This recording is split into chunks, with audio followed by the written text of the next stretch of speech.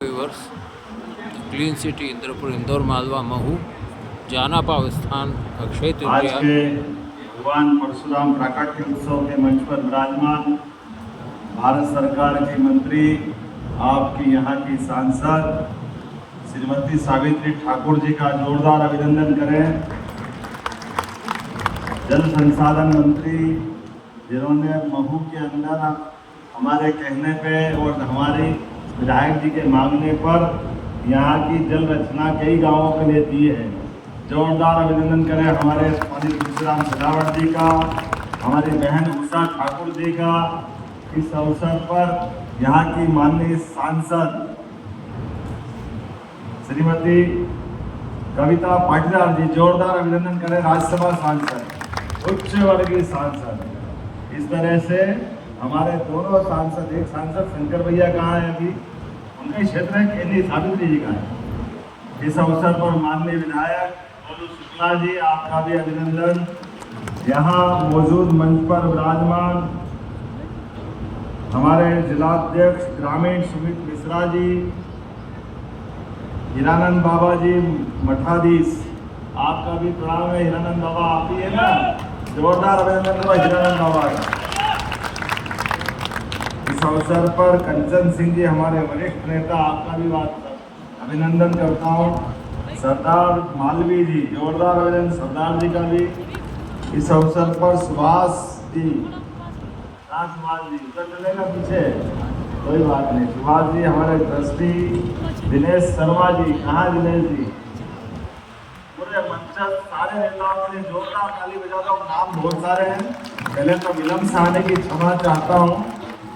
यहाँ हमारे एक ऐसे स्थान पर जिसका कई कारणों से अत्यंत महत्व है।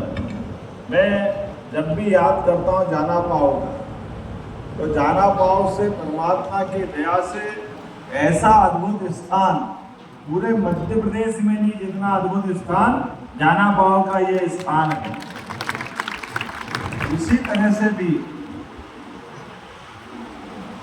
परमात्मा की कृपा है। यहाँ इसी स्थान पर महर्षि भृगु के पुत्र महर्षि जमदग्नि के द्वारा संपन्न पुत्रेष्टि यज्ञ से प्रसन्न देवराज इंद्र ने माता रेणुका को जो आशीर्वाद दिया, और वो जो आशीर्वाद फला, वो आशीर्वाद ऐसे ही नहीं था। हमारे 7 चिरंजीवी हैं, उन 7 चिरंजीवी में से अश्वत्थामा बलिर्व्यासो हनुमानस्य विभीषण कृपः परशुरामस्य सप्ते चिरजीविना।